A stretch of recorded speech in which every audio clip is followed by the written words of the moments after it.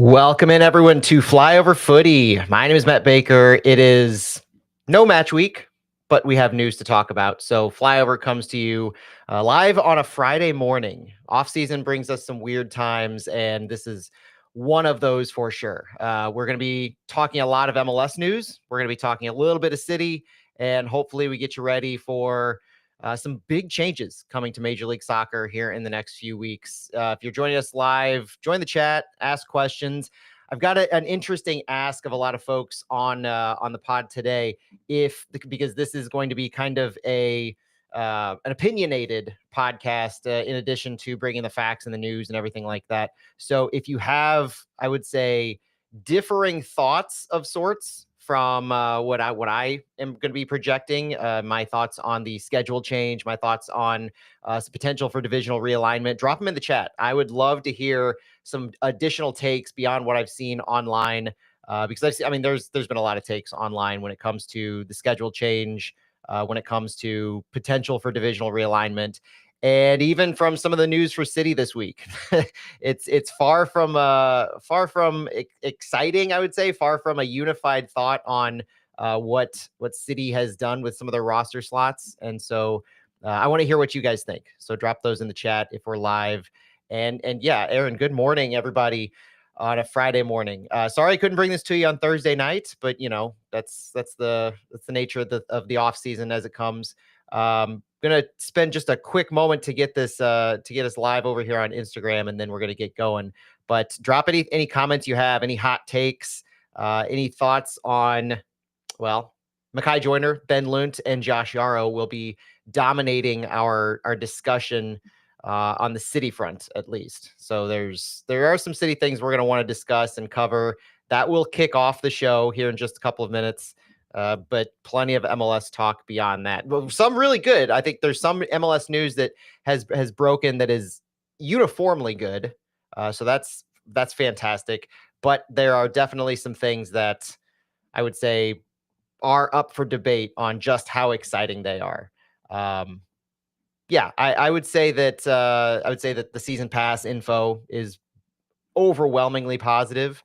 The schedule change has its pros and cons. I don't think there's any single perfect way that you could possibly be doing this as far as what MLS has at their disposal available to do. And we don't even know all the details on one aspect of it. So there are a lot of things that are up in the air. We don't know Leagues Cup information. We don't know US Open Cup information. And even the most exciting, where I feel I'm one of the more excited of the schedule change, there are some concerns that I have, and it's not perfect by any stretch of the imagination. Even the transfer window talk, it's not perfect. So more to come on that. The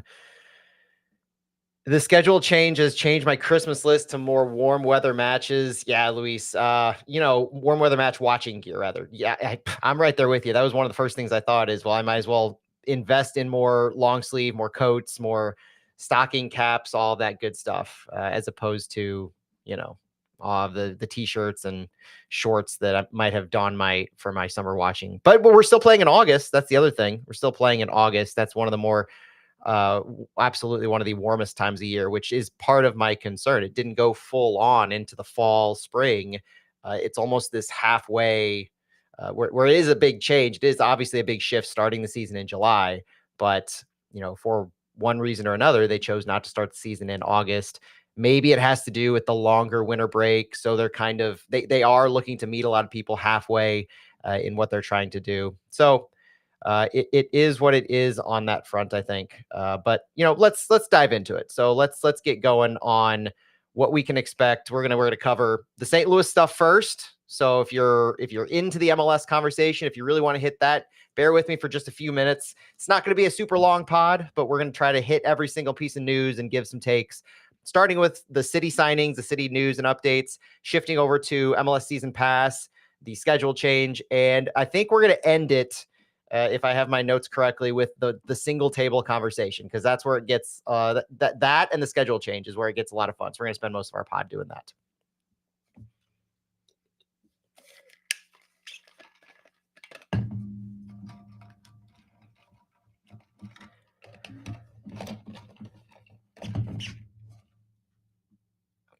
Welcome everyone to Flyover Footy. My name is Matt Baker. Thank you so much for joining us on this weekend of news. There's some news from City. There's a lot of news from MLS that we're going to cover. So I wanted to bring this pod because I promised that if there's news to talk about, if there's news to break, if there's news to discuss, we're going to be here. And so who knows how long this pod will be. If you're listening to it on Apple, Spotify, or wherever you get your podcast, you're going to see that number. But we're just going to go until we don't have anything left to talk about.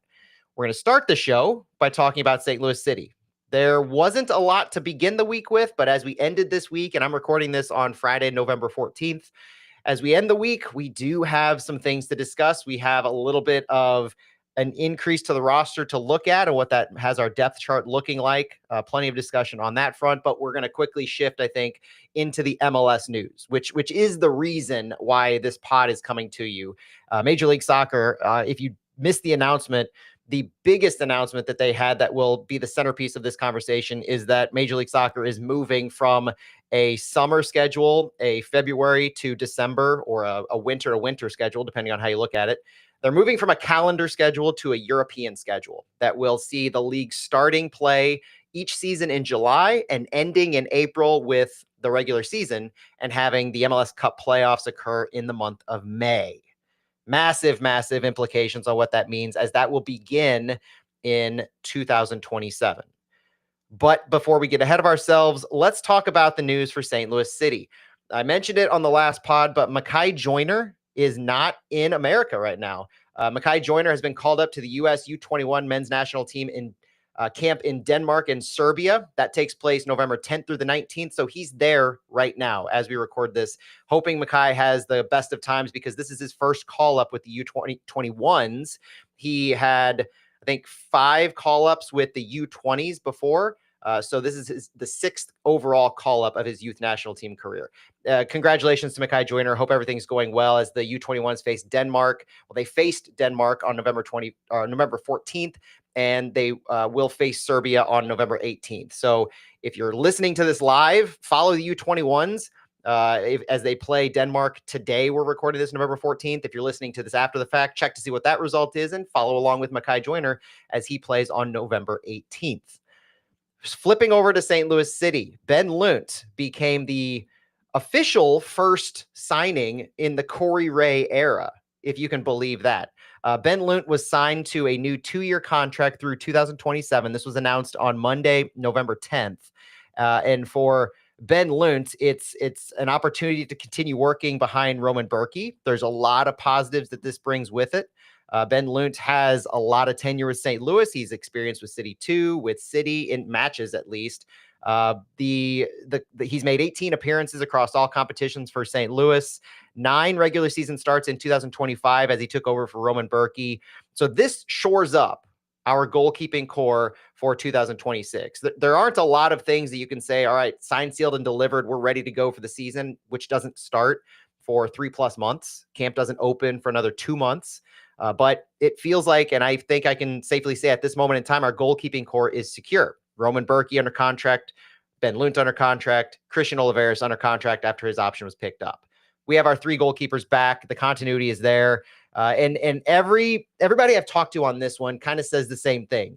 We saw enough from Lunt. We're happy with him. He's a good backup. We wonder if other MLS teams were interested in him. Lunt's contract was up, so this was not a player option scenario. This was a negotiation between the two parties, and Lunt agreed to return to St. Louis as the backup goalkeeper behind Roman Berkey.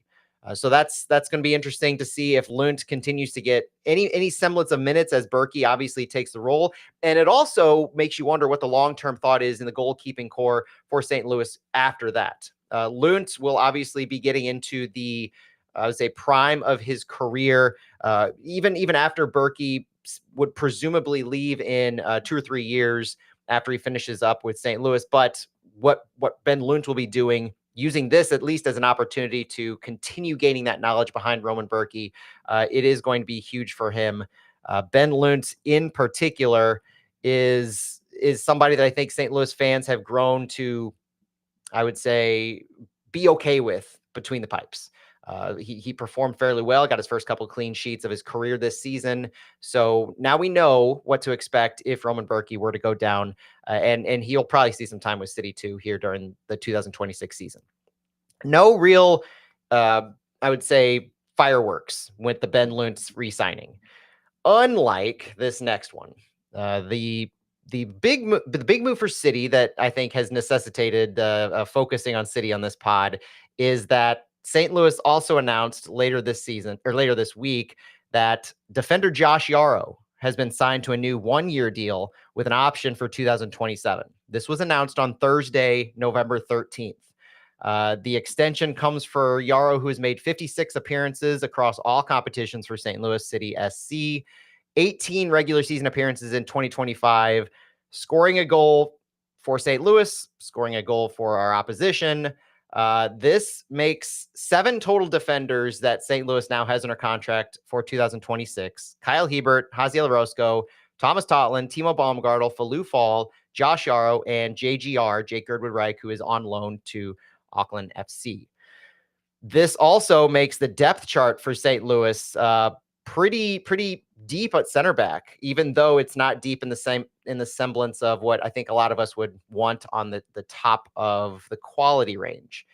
This has necessitated a pretty big conversation in the fan base. The overarching thought, from what I can ascertain and myself having, is that everybody appreciates the leadership Josh Yarrow has. Everybody appreciates the hard work Josh Yarrow puts in. Everybody appreciates what he brings to the locker room and off the field in the community for St. Louis. None of that is in question. Everybody appreciates what Josh Yarrow has to offer on that front. The problem with the Josh Yarrow re-signing, and as I'm going to show on our live stream, if you're watching on YouTube, you can see this. If not, I'll talk through it.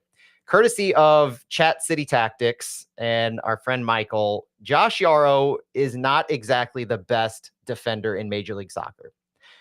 In 1,405 minutes this season, Josh Yarrow ranks as far as the goals added metric, which we've talked about on Flyover a lot. Goals added, basically looking at every impact you have on the ball and against the ball, offensively and defensively, as trying to be a standard metric, or at least taking all the nuances out of whether you're good offensively, you're good defensively. It tries to make things more standard.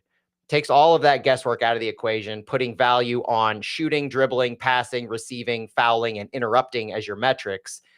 Josh Yarrow's net goals added offensively and defensively is 4%. And that's out of 100%. So not exactly great. His ranking in all of Major League Soccer here, when it comes to defenders, net goals added rank is 546th out of 581 total players. Again, not good. There's the eye test. There are the stats. There's a lot of different ways in which you can evaluate players. And I feel at this point, I'm going to dive into my own thoughts on this. I feel that objectively, it is hard to justify why we are bringing back Josh Yarrow. I get the leadership. I get the impact that he has on the community. He makes just over $200,000 a year. So you can look at that one of two ways. That's a decent amount of money that you could spend on a replacement player that's younger, that it has more promise ahead of him. There's also the factor of who you might be blocking in the player pathway that Corey Ray, new sporting director, referenced in his remarks a little over 10 days ago, that you don't want to block a player coming up in the player pathway from City 2 or that's younger on City. Thinking of the guy whose contract we just declined, Michael Wenzel. Thinking of Gabby McKenna from City 2 and others, even Haziel Orozco as a young center back. All of those players. We now have 31-year-old, will be 31 when he starts the season, Josh Yarrow, returning as a center back. So performance-wise, I don't know how you justify this. I don't know how you look at Josh Yarrow's tenure with City in 2025, where his last start and appearance was in July. He had 3 additional appearances on a match day roster, never saw the field after July. And you look at that body of work under Olaf Melberg and David Critchley, and you say, yeah, that's a guy that I want to have back as solid depth, because that's what his role will be on this team. It's depth to Falou Fall, to Timo Baumgartel, and hopefully another center back that we sign to compete with those two. At this point, you could say that Josh Harrow brings that stability and leadership and the continuity from all of the things that St. Louis is going through into next season.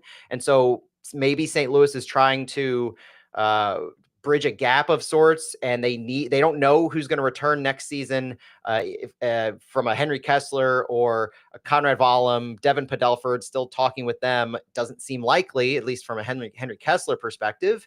But we're grasping for straws in a lot of ways for Josh Harrow in trying to figure out what it is that St. Louis sees in him that they want to bring back, that they're confident in putting Josh Harrow on the field, saying what we saw in 2025 had enough positives behind it that if Josh Harrow has to see time again, if an injury were to happen to or injury to happen to Timo Baumgartel or to Flu Fall, if one of those two goes down, we'd be okay putting Josh Harrow in there.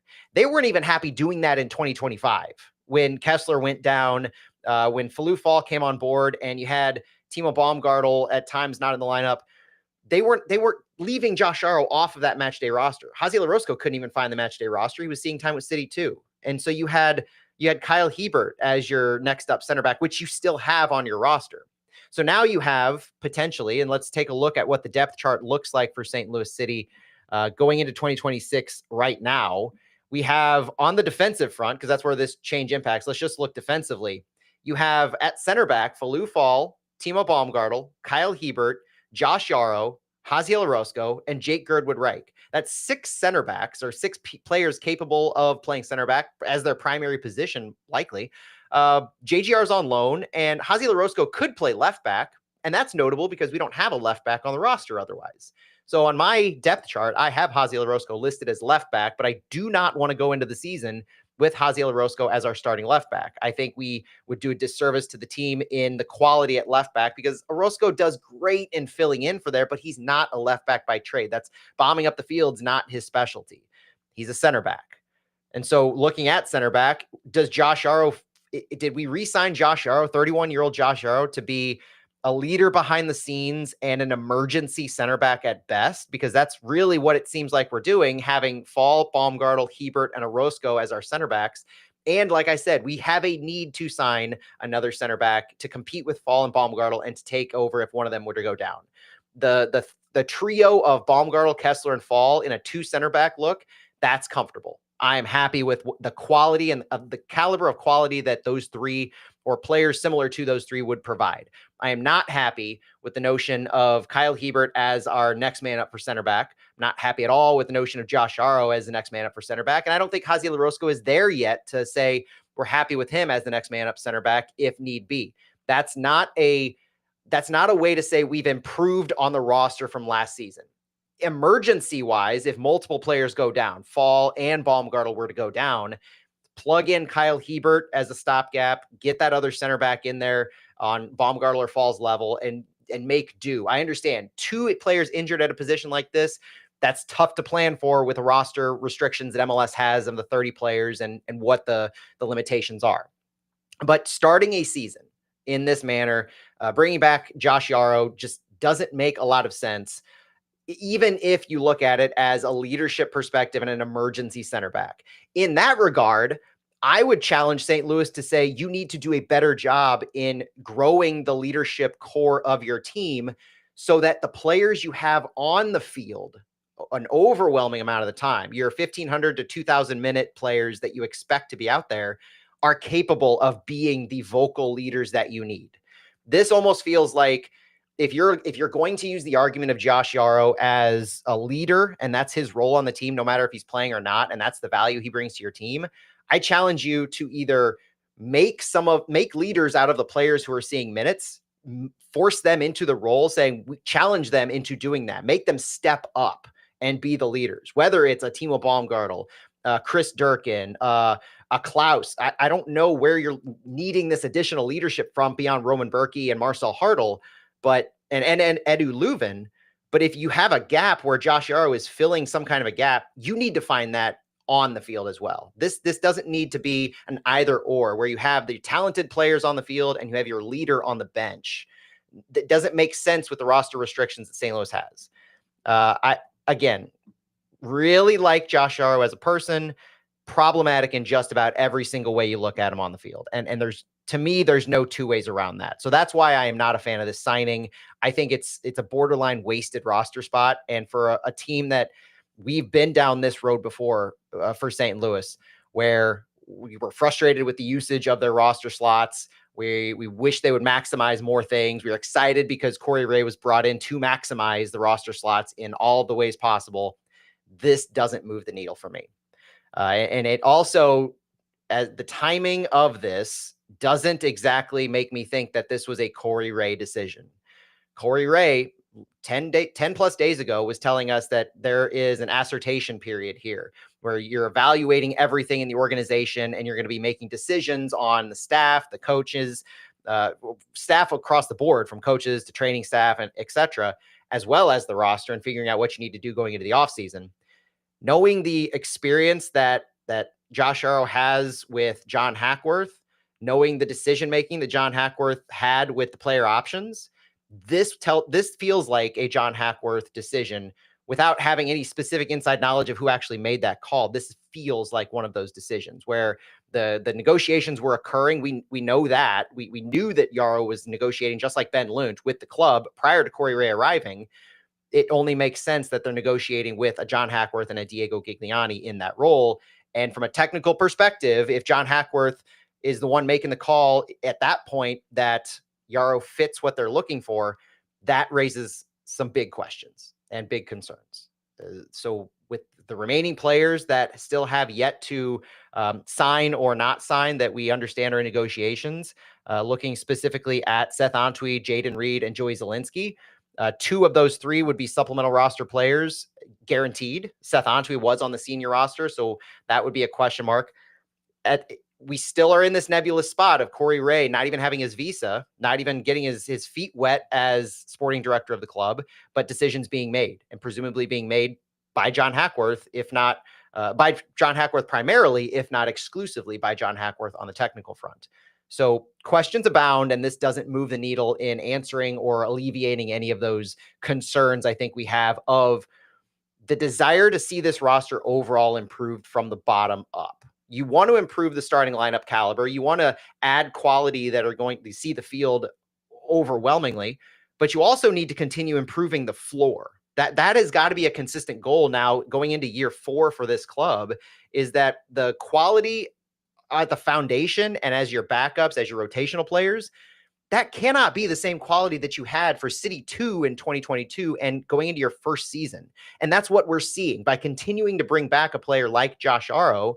We're seeing that the club is okay with that level of player on the field remaining on the team and being an option in that role that they've basically had from the beginning. And I think that's unacceptable for St. Louis. I think we need to be doing better. We need to be taking chances. We need to be showing ambition. And we have an entire offseason with a new sporting director ahead of us. So if you're not going to show ambition in going out and finding a defender to be that role that can at least maybe offer something different on the field than the unfortunate quality we saw from Josh Arrow time and time again, then I don't know where the ambition is going to come from. We need to see better from St. Louis, and Josh Arrow being re-signed doesn't move the needle in that way. That's my take on Josh Arrow. Probably went a little bit longer on that rant than I intended to, but let's now, I think, flip to one of the biggest topics that a lot of folks were probably tuning into this to listen to, and that's league-wide MLS news and updates. We're going to start it with the overwhelming positive. You know, the next 2, I think, will have the debates, the contradictions, the differing opinions. This one is overwhelmingly positive, and it's that MLS and Apple TV are ending MLS Season Pass as it exists today. As The Athletic reported on Thursday, MLS and Apple have agreed to alter the partnership agreement at the end of the 2025 season. Multiple sources tell The Athletic. MLS Season Pass will no longer exist, and all MLS games will be available on the Apple TV streaming service, which was rebranded to Apple TV from Apple TV Plus. It's a massive change in who will have access to Major League Soccer games. In the past, Apple and MLS have been pretty consistent with allowing some games each week to be in front of this so-called paywall in various ways. Some were just available if you go into the app by itself. You didn't need to pay for anything. You just open the app and you have a game available, almost as a preview of sorts. Some additional ones were made available to Apple TV subscribers who were paying for the overall platform that has shows like Morning Show, Loot, all of those different things, and the movies that Apple has as well, including the F1 movie. Then you had MLS Season Pass, which required a separate subscription on top of that. It was basically a subscription being housed inside of the Apple TV app. Now, the standard Apple TV subscription is $13 per month or $100 for an annual plan. And it's important to note for this that MLS season ticket holders will get a free subscription to Apple TV now. So if you're a season ticket holder, this is only added value to you because you not only continue to get all the MLS games that you had been getting as a season ticket holder on the Apple platform, but you also get every other entertainment. And included in this, which I'm going to touch on a little bit more, F1 is coming to Apple. So you'll have access to all of those because it's going to be consistent in that Apple TV ecosystem now, not behind a separate paywall like MLS was as well. So this is nothing but good news for me. Now you can say, yeah, but they're still behind the paywall. And I'm sorry, but that is the nature of sports as we exist in 2025. There are paywalls galore.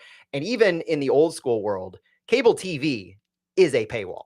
And I don't know if a lot of people want to look at that face to face in the mirror, but cable TV is a paywall. You just get a bunch of other channels with it too, but you're still paying money to see what you want to see.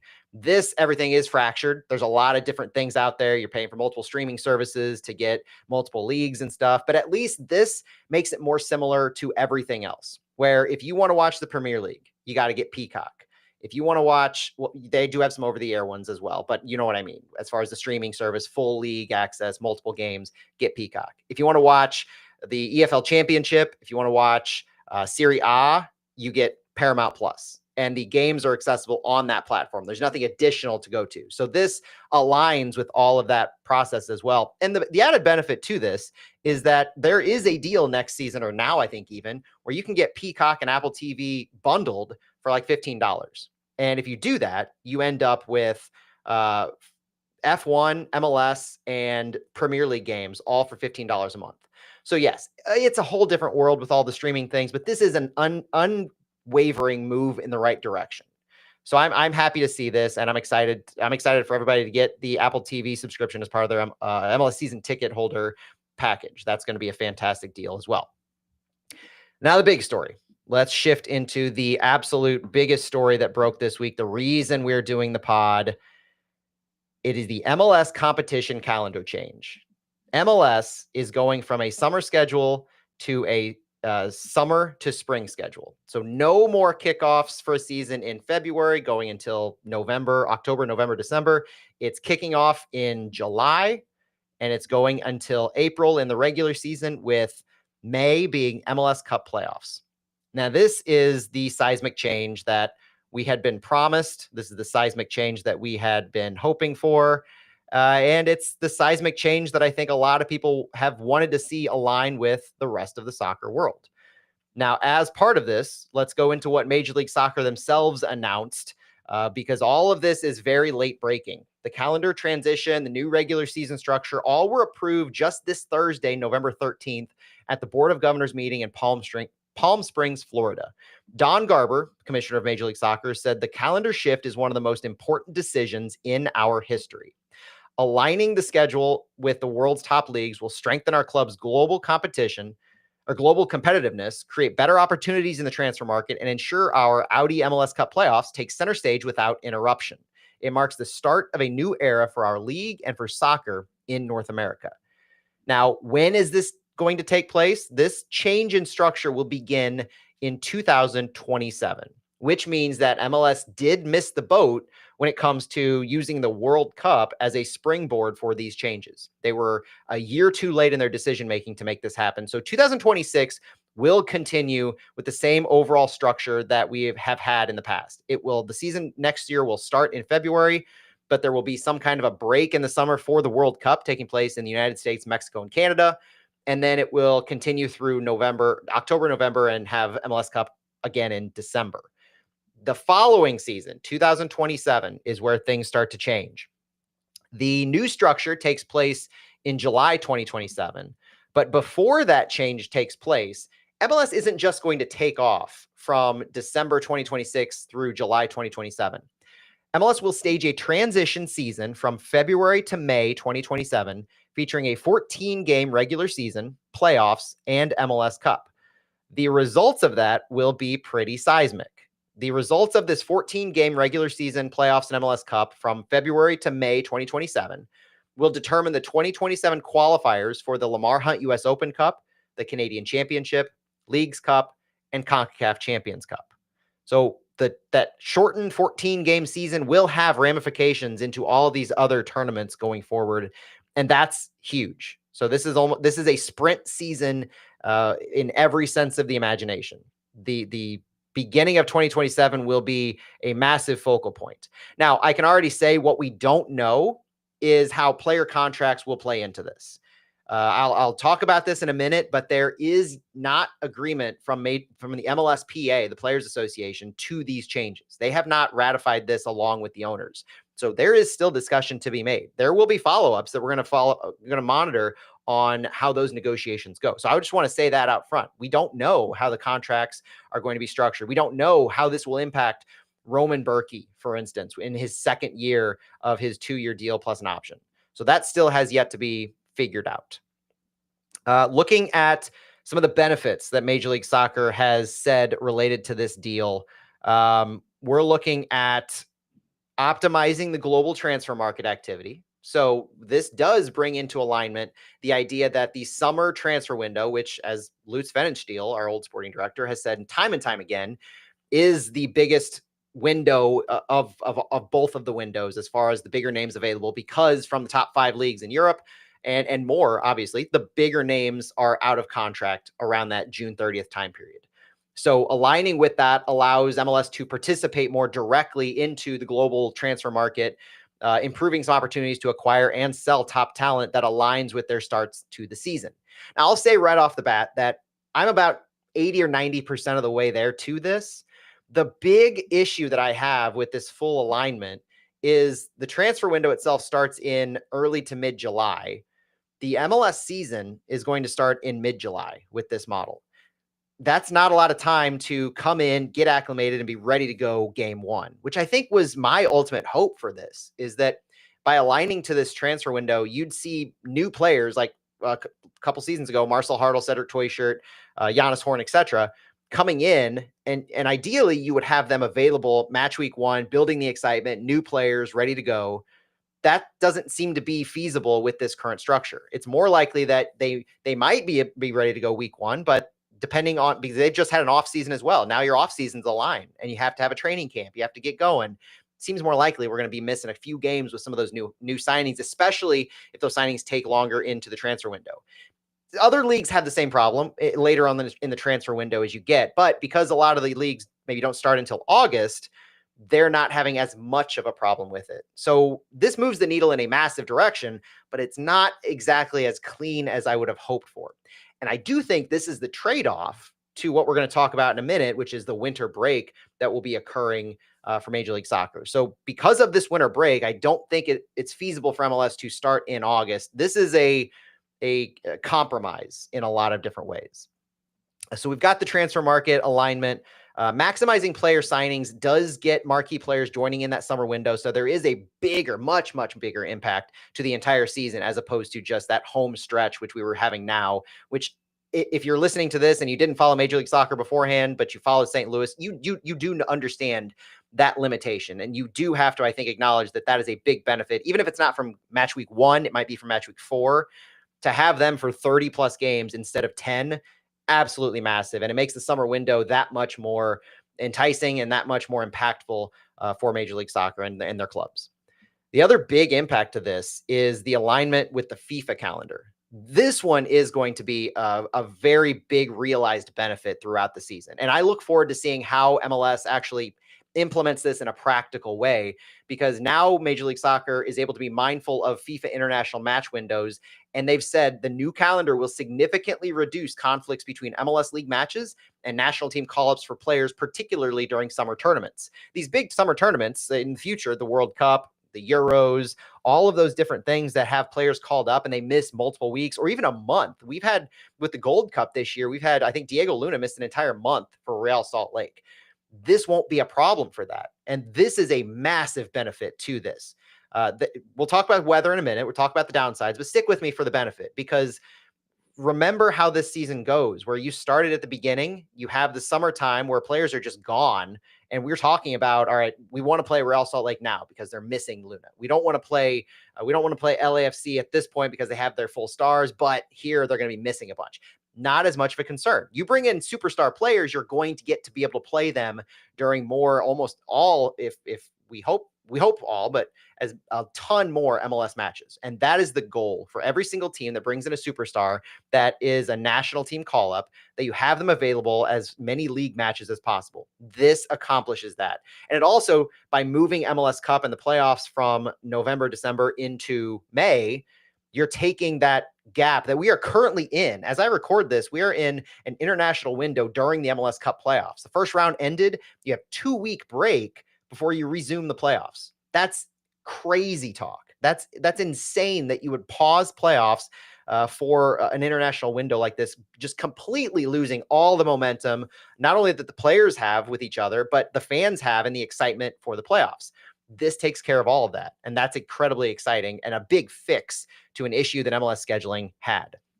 They also talk about elevating the playoffs, delivering ideal timing and weather for the pinnacle MLS season. So you're not having the MLS playoffs and the push to the playoffs happen the playoffs, especially in this cold weather where you're iffy depending on the climate that you're playing in. Northern markets, obviously, in the playoffs, you're moving that to May, where everybody has a much nicer time. The elements of the weather are taken out of the playoff equation. They're introduced in other areas of the season, yes, but from the playoff perspective, they're taken out. And I do think that's a win as well. Even the weather we're going to talk about in a moment with the northern markets, like, you do have to acknowledge that you have to acknowledge there's probably no perfect way to do this when you're talking about the United States. When you're having to consider Vancouver, Toronto, Montreal, Minnesota, New England, just as much as you're considering Miami, Houston, San Diego, Dallas, all of those Orlando, when they play in the heat of the summer. So figuring out a perfect schedule that aligns with all of those markets is impossible. But I do like the fact that the playoffs will now be in a point of the calendar year where the weather isn't going to be a concern for just about anyone. That is a massive win. Other notions here that MLS has passed along is that the initial projections for the 2027-2028 season indicate that 91% of matches will fall within the current MLS window. Meaning, if you look at what this window looks like, you're seeing that in July, August, September, October. That's the exact same window that MLS teams play. November, they might be counting the teams that make the playoffs because over half the league makes the playoffs now. So November, you're still having matches. And then December is where you have a little bit of a change. Beginning of February, you might have a little bit of change, but end of February back into April and May is the exact same type of a schedule. I've heard that MLS is looking to pause the season for the winter break. Let's talk about that. The winter break, the reports are that they're looking to pause after the second week in December and then resume sometime after the Super Bowl. So if you think from a college football, NFL perspective, you're pausing it probably right around conference championship time for college football, and you're resuming it after the Super Bowl, which is the other conversation here that's being had of, before we get into the weather in particular, it's the competition of all of the other sports leagues in the United States. You're looking at college football, the NFL, NBA, NHL, Major League Baseball. Again, there is no perfect answer to all of this, but Major League Soccer already competes with the NFL. Major League Soccer already competes with college football today. The biggest problem is they compete directly with those leagues in the most important time of their season. Talking about the push to the playoffs, MLS Cup playoffs, and MLS Cup, which was on the same day as many conference championships. And that is a massive problem. And speaking for just myself here, if I had to pick where to prioritize my playoffs and my cup final against college football conference championships and the NFL, or if I had to prioritize them around an NHL, NBA playoffs, and Major League Baseball's regular season, it's a no-brainer for me. Like just that individual conversation, there is no argument in where you would want to go head to head. Game 3, game 7, if applicable, because there are rarely game 7s, but even maybe after that, maybe you are able to outlast the NBA playoffs, NHL playoffs, and you get to a Memorial Day. And well, I think NBA playoffs might go till June, but you're going to Memorial Day, for instance, maybe for MLS Cup, and that's when you get that time. So maybe you make Memorial Day MLS Cup, and you can build around that, similar to how you were building 4th of July in certain ways for big rivalry matchups a couple of years ago. That's a possible outcome for this, and I think that would be a big win if MLS can capitalize on that and make that weekend, Saturday of Memorial Day, for instance, their MLS Cup final, and that comes to be known as what you can expect every single year. Removing it from direct competition against college football in the NFL with the playoffs and Cup final is a no-brainer to me. Very big fan of that.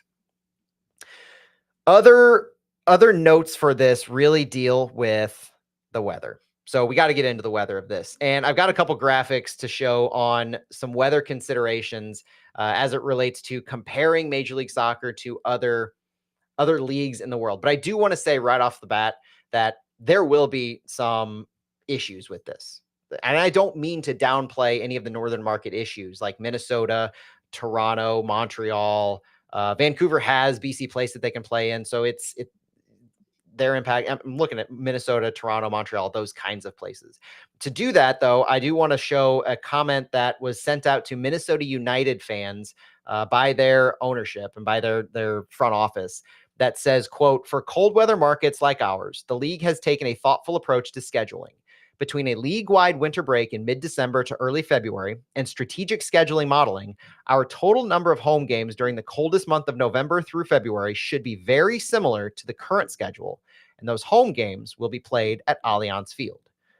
This is notable because there has been talk about, all right, do you move some of these teams into indoor venues? Do you play at football stadiums? How do you get around these? And at least in Minnesota, where they do have an indoor NFL stadium in the Twin Cities, they're committed to playing at Allianz Field. And I think this speaks to what the ownership that voted for this, which we're never going to get the full scope of specific ownership on who voted which way, but it does sound like thoughtful conversations occurred and they're going to be mitigating scheduling issues in the cold weather months. The biggest problem with the mitigating scheduling in the cold weather months is likely that they will play less home games in those cold weather months. And good friend Stuart Holgren, who couldn't be with us on this episode, but I do want to carry forward a point that he had, which is if you take those periods of time and you at the most maybe remove all home games from the November, December, February timeframe, you're potentially looking at about 4 months for a team to not have any home games. If that's a mitigation strategy, that will be a massive issue for fans in those local markets because they're going 4 months without a single home game. They might have a stretch of home matches in maybe March to April, maybe that's nothing but home games, or a stretch of home games from August to October. It's not balanced in that way, and they're gonna have to try and massage that as best they can, because that will be problematic for fans, and that will be probably the unfortunate byproduct of all of this, is that fans may go 3 or 4 months without having a home game during the middle of the regular season, before and after this winter break. I think that's going to be the biggest impact to the local markets. That, on top of just gate attendance, where you're going to probably be introducing a few more midweek matches to this, maybe midweek matches in not ideal weather for some markets. Those are going to be problems to solve.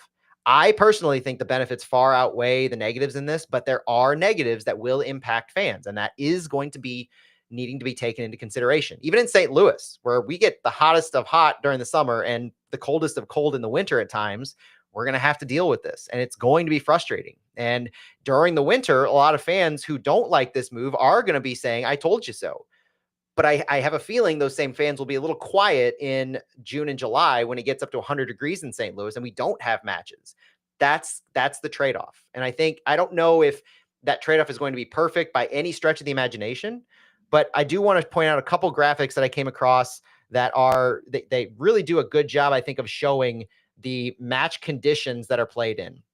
And so if you're listening to this on the pod, I can't go too deep into this, but I encourage you to check out the live stream maybe around the, I would say, 40-minute mark or so.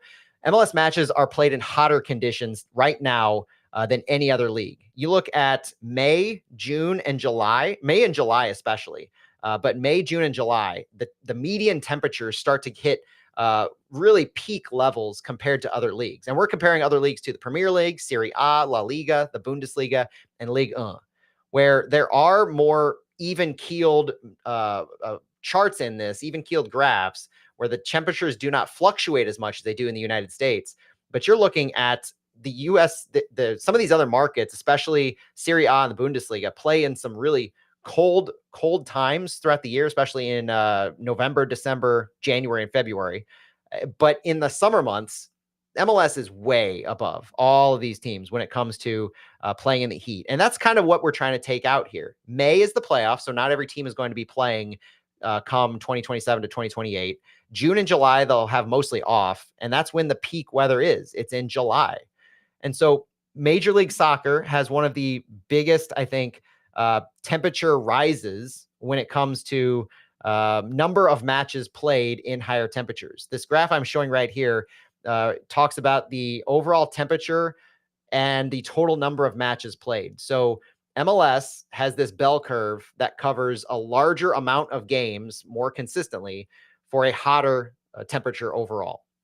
This is going to be evened out as part of this. So while the focus overwhelmingly right now is concern for the cold weather games and how you can mitigate that or issues dealing with that, I think the benefits to that in how Major League Soccer currently plays more matches overall than any other league in hot conditions, that part's being overlooked. And that is going to be a huge benefit realized.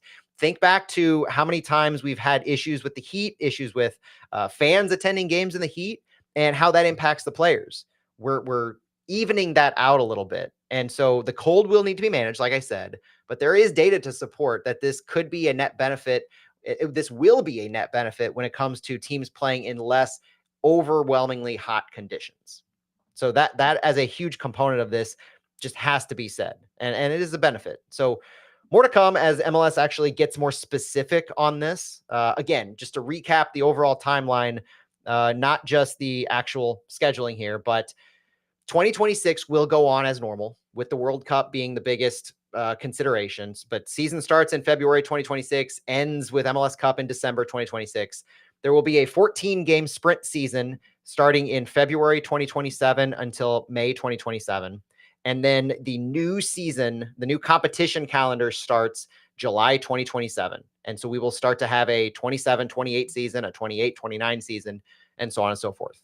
I mentioned that the biggest question mark left is contracts. Well, MLSPA has yet to actually agree to all of this. And so there is a CBA in place until the end of 2027.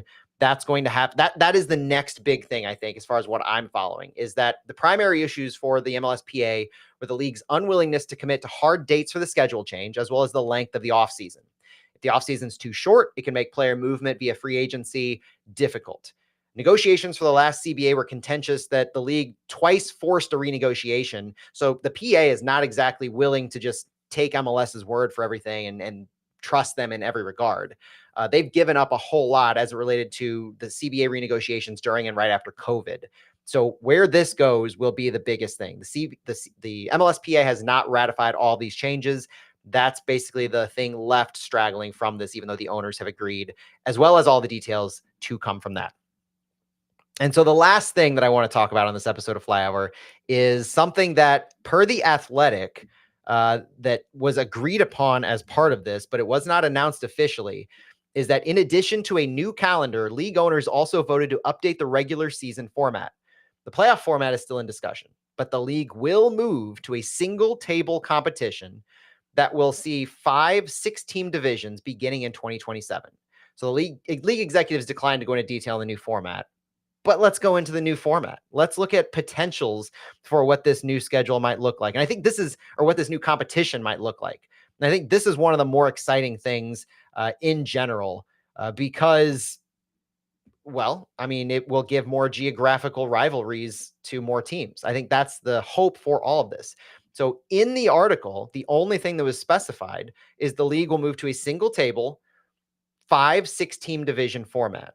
And so let's look at a potential for what that might look like. And I'll dive back into the chat for the live stream to see what you guys think of this. But this is a potential for a 30 team single table divisional realignment. It has 5 divisions with 6 teams each. And I'm going to give credit to my friend Caleb Adams on Twitter, who had this idea at first. You have a Northwest division, you have a Southwest division, you have a Midwest division, you have a Southeast division, and a Northeast division. Northeast, Southeast, Northwest, Southwest, Midwest. Those are your 5 divisions. Now, for the audio listeners here, let me describe the teams that will be potentially in those divisions and what the likely issues are with this and how it could change to a different, model. In my view here, and I really like what Caleb put together here, so I'm borrowing that and I'm signing off on this. I will co-sign this divisional realignment proposal. I have in the Northwest Division Vancouver, Seattle, and Portland, the Cascadia teams, along with Colorado and RSL, the Rocky Mountain teams, and San Jose, the Northern California team. My Southwest team would be LAFC, LA Galaxy, San Diego FC, your Southern California teams, along with FC Dallas, Austin FC, and the Houston Dynamo, your Texas teams.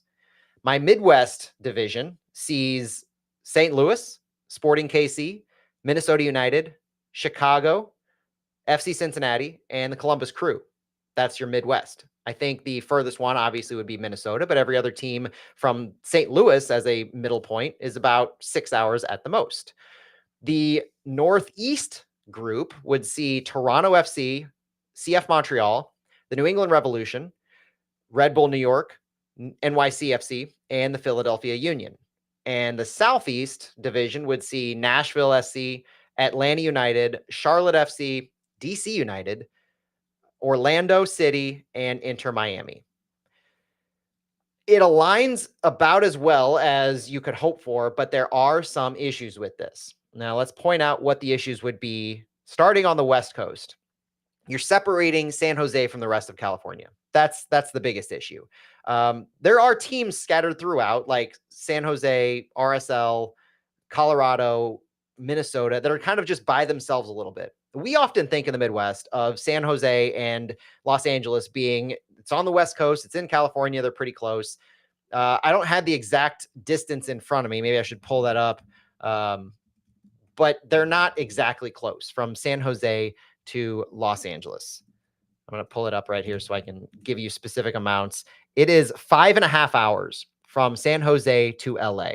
5.5 hours. That is, I want to say, around St. Louis to Nashville, who are in different divisions in this alignment group, but they're not that close. And so that's why when it comes to San Jose and pulling them apart from the South or the Southern California teams, I'm okay with it. 5.5 hours is significant.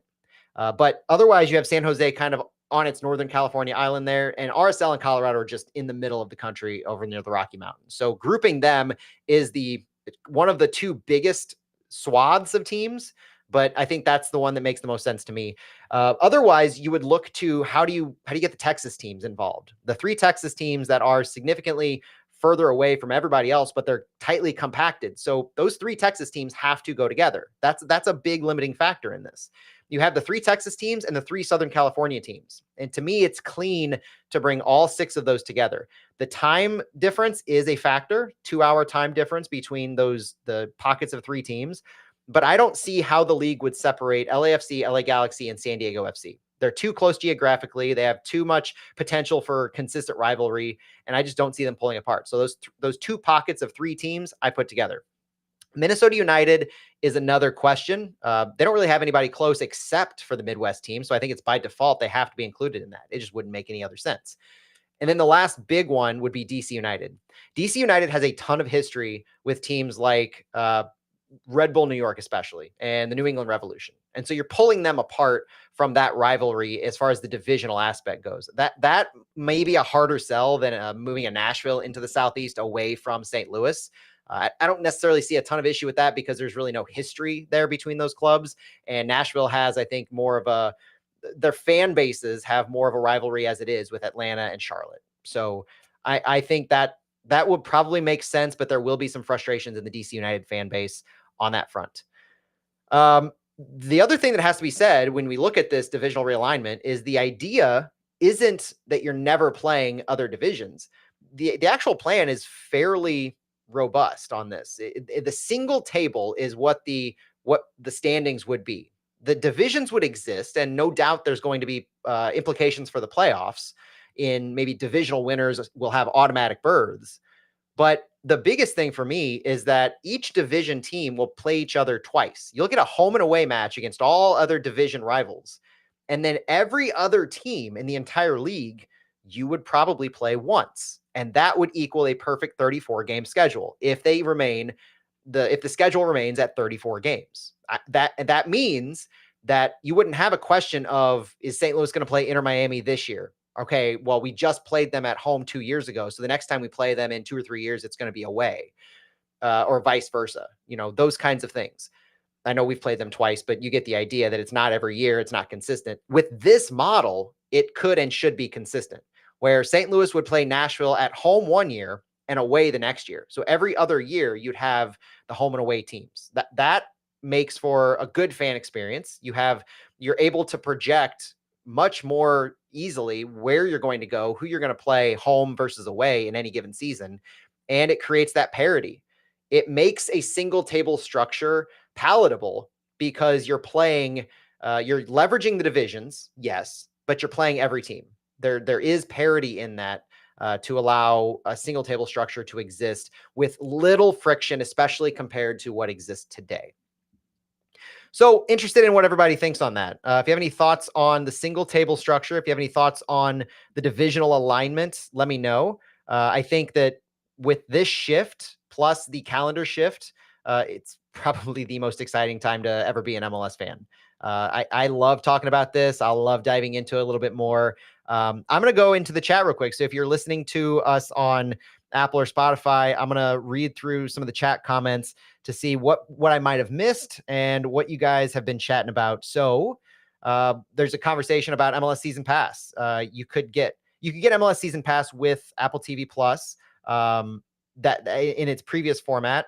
I think some of the promos will be interesting to follow. Aaron Leak mentions also T-Mobile pays for Apple TV monthly subscription if you have that. So there will be ways, depending on your wireless carrier, maybe to see what you get. Would have been cool to have a mini sprint season in 2026 and then start the new 26-27 season after the World Cup. Jose Lopez says, and I entirely agree. And that's the only or probably one big frustration that I have with this is that MLS waited too long. And they screwed themselves a little bit out of what would have been perfect timing. Because they waited so long, they don't have the leeway and the runway to be able to do this. And so they missed that perfect window. But at least by announcing this now, they can use the hype of the World Cup to generate excitement for the future. And they honestly, one of the bigger things that I think I saw in this, as I'm thinking about the U.S. soccer landscape, is they beat the USL to this. And that's going to be big in a lot of conversations where the USL announced plans for promotion relegation. They beat Major League Soccer to that punch to gain that excitement. But if memory serves, I don't think I've seen USL announce a shift to this, even though they've talked about it in the past. So how they follow suit to MLS will be interesting to follow. SSB 28. So the Northern teams have no home games for 4 months, essentially. Yep. That's going to be a big factor. And like I mentioned, I did address that. So at least if you're gonna call me a homer for this idea, I'm trying to be a little objective in some analysis because this is not a perfect plan. There exists no perfect plan in this world. That's going to be something MLS has to look. You're going to have the random weather swings that nobody can plan for, but Farmer's Almanac should be consulted for when you're looking at scheduling some of these games. Adam Tenhouse, crazy to think that we have officially seen the last of the old MLS schedule. The next 2 seasons will be some hodgepodge of a season with the new format beginning in roughly 2 years. That's true. Yeah, we've seen the last of a full-on season with no breaks because next year's World Cup break will have to interrupt the season in the middle of the year. Aaron, we don't have many home matches in November, December, January, February now. It's not a huge shift. And now no matches in insane heat in July. I mentioned that earlier, and I exactly agree with that. Yes, HR Scott, we did talk about Josh Arrow signing at the very beginning of this. We are up to 24 players now from our, I put this stat out on social media, and it's tongue in cheek entirely, but with the Josh Arrow signing, St. Louis is up to 24 players that are returning from their 24th place finish in 2025. Out of 30 teams, that's not good. And that really, it doesn't hamstring Corey Ray uh, all the way. Definitely doesn't give him the flexibility that, say, a Sporting KC has when they returned like 12 or 14 total players under contract, and their new sporting director from NYCFC has all this flexibility to overhaul their roster and rebuild it. This is not a rebuild for St. Louis. This is a refresh at the most, and an enhancing more likely, where you're just adding 6, 7, maybe 8 players onto what we already have. It really puts the onus on Corey Ray and the whole sporting leadership team, John Hackworth and Diego Gigliani, to produce in these last spots. That's another reason why this Yarrow thing is hard to palate, because they have a finite amount of players that they fill these roster slots with. The need for the fan base and the absolute deservedness of the fan base to see this roster improved from the top down and the bottom up. And Josh Arrow doesn't move the needle in doing that. You got wind chill around the lakes, snowstorms in Minnesota and Montreal. We're going to get some wild video. I think that's for sure in the November, December games, maybe February if they're after the Super Bowl when they return. It is going to be interesting to see how Major League Soccer handles all of that, as SB28 says in the chat. Looking at there's a lot of weather talk, and I think that's going to be consistent. That's probably, of all of the benefits, of all the positive things, everybody likes to focus on the squeaky wheel, the issue that exists. If something isn't perceived as perfect and overwhelmingly positive, if there's holes to find, people will find them.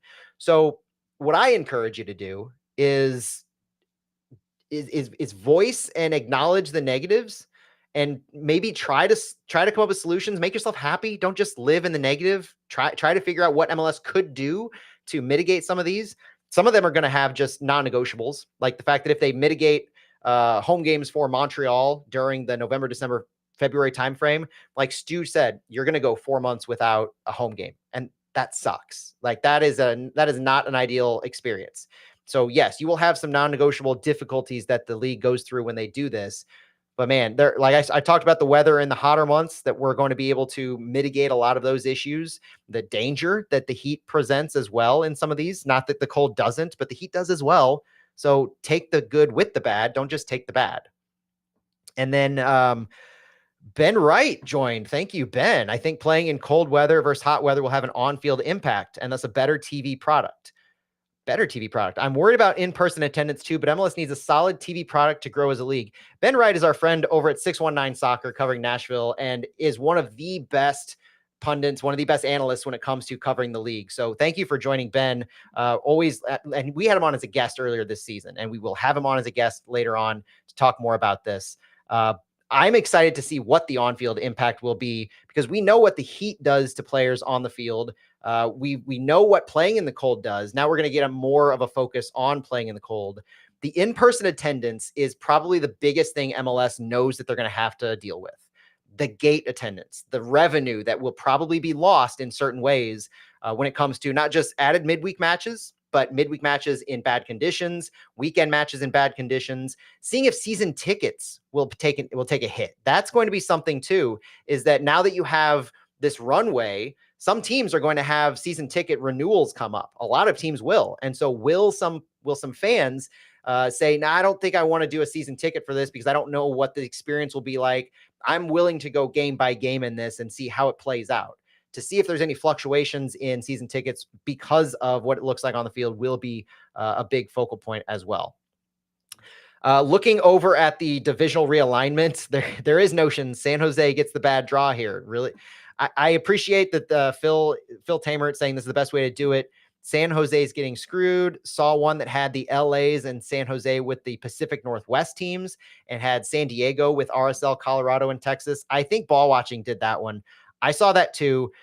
It's tough. Like I could make an argument for mine. I could make an argument for theirs, but I look at what is the biggest detriment to moving a team in close proximity to others. Like what makes the most sense in that little bubble, and then you kind of go from there. So if I were to say take the California teams, San Jose, LA Galaxy, LAFC, and San Diego, uh, who of those four would be the short, who draw the short straw? It's San Jose. They're the distance between them, the differences in fan base proximity, all like it's a no-brainer to me. But the big thing for that is San Jose Earthquake fans are going to want to play LA Galaxy in the California Classico every single year without fail, like they do now. And they still could get that. They should get that in this new format, because I mentioned the divisional realignment will see every team play your division opponent twice and then every other team once. That's how it should work. Assuming we stick with the 34 game schedule. California Classico should be that kind of marquee non-division matchup that is held at the Rose Bowl Stadium, the neutral site, just like it always has been. And it can even be more of a focal point, more of an event during the season, because it's only happening once as opposed to the multiple times that they play nowadays. I think they might play 3 times a year. But if you keep it one time, make it that event, that will make it that much bigger of an opportunity for them.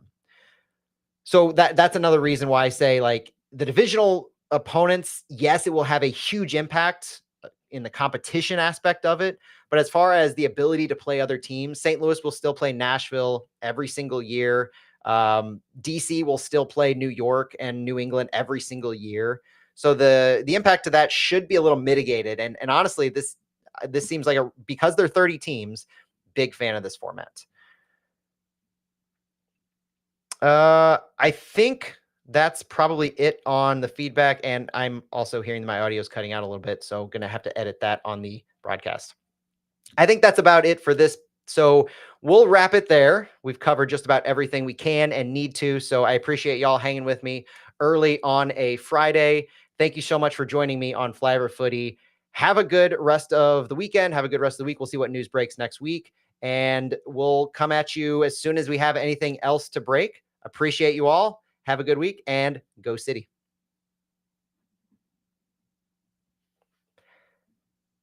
All right. That is it. SSB, last question really quick. Covered this earlier, but the players have not agreed to the schedule change. The MLSPA has not agreed to this at all. This is the last hanging chat of sorts on what needs to be figured out before this can be fully ratified and all the specifics kind of said to everyone. More to come on that. Appreciate you all joining me.